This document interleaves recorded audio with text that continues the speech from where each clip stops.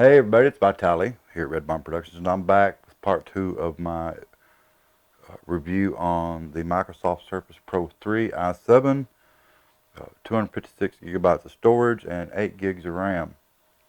And first off, I want to give a shout out to Shop Sale Prices, the storefront over on Amazon.com, which is where I bought it, because when I got it, it literally looks brand spanking new. And even though the box doesn't, the Amazon Marketplace ad doesn't say that it comes with a pen, it does come with a No Vision uh, stylus pen. While it's not a Microsoft pen, it does work with the Surface. Unfortunately, it's made out of aluminum, so it's not going to stick on the magnet like the actual pen does. My type cover came in. I bought it from another seller, and it works. It does what it's supposed to. My only complaint is that it's supposed to be specifically for this, and it's not. Looky there. It's for a smaller surface. So that is not too cool. I'm gonna have to talk to them about it. But anyway, getting back to the Surface, I had some time to work with it without a type cover, and I installed all my Adobe CC, my Adobe Cloud, Adobe Premiere Pro, Photoshop, all that, and it works just fine, no problem.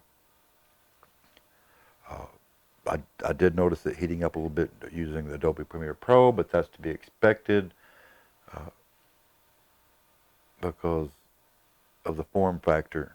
There's a simple solution for that. If you're going to do CPU intensive programs, get you a chill mat, plug it into the USB port.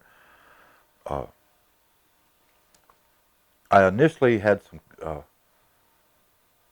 concerns trying to use it because I do all my work on a desktop over there, and there's not a laptop made to where I like a keyboard. I didn't have the type cover, and I finally realized. Let's see if I can get that off. That most of my negative thoughts is because I kept trying to compare it to my desktop or even a full-size laptop.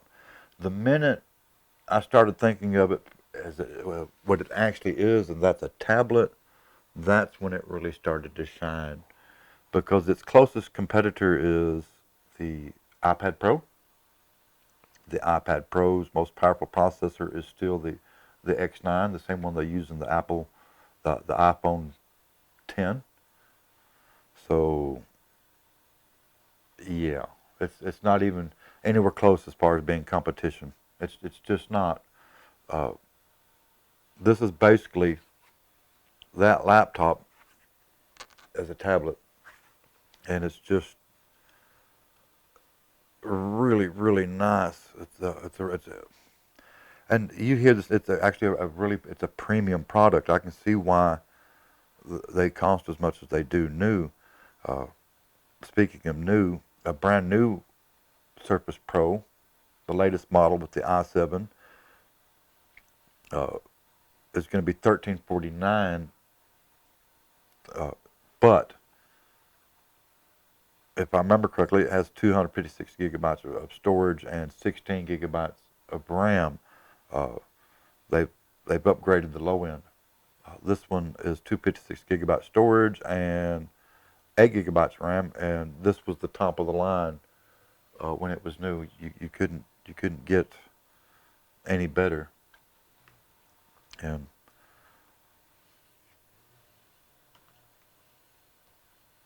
so far, I'm just really impressed. I can't say that enough. There was a lot of people like, well, is it still it's a 5-year old product? Is it worth having in 2019? Yes, it's still more powerful than a lot of laptops that you can buy new, by far.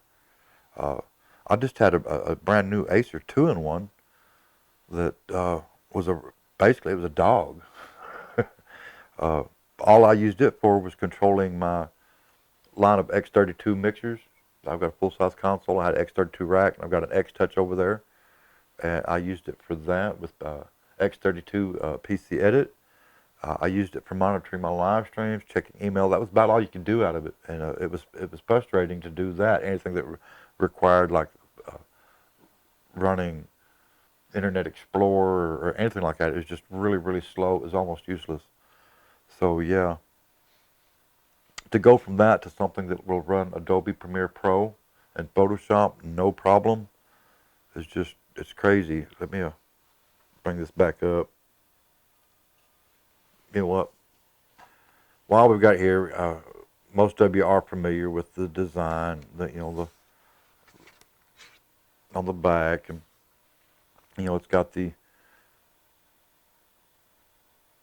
video display port, yeah, USB on the side. It's got a micro SD card reader back behind the leg back here on this side. I don't know that you can see it. It's right here. I actually have a 64 gigabyte card in there already. Camera front and back, just really well done. I am noticing something over here. I'm going to have to look to see what that is, because most of them that I've looked at did not have that. Oh yes, that's the charging port. Duh. And of course the top cover. Now, this has been real easy all day, but because I'm trying to show you how easy it is, it'll probably give me a fit. Nope. It's that easy. And going back to having used it to install all my programs and do some video editing and stuff, I didn't have the top cover. If you don't have, you're really going to want a wireless mouse. And even though I have the top cover and I'm liking it better than I thought I would, I may even order a wireless keyboard just because. But for the most part, I think that if you treat it like exactly what it is, and that's a tablet, then you're going to be really impressed. If you're trying to use it to take the place of a desktop or a full-size laptop, it's going to have a lot of pros and cons. Where it really shines is when you use it as a tablet. I hope that helps. This is by Tally here at Red Barn Productions. And y'all have a nice day, and I'm going to get off here and get back to work. Oh, I guess I should say before I go that I actually did use this to edit this video, and brought it back over into the project with the final edit, and I'll show that here. Y'all have a good one. I'm out of here.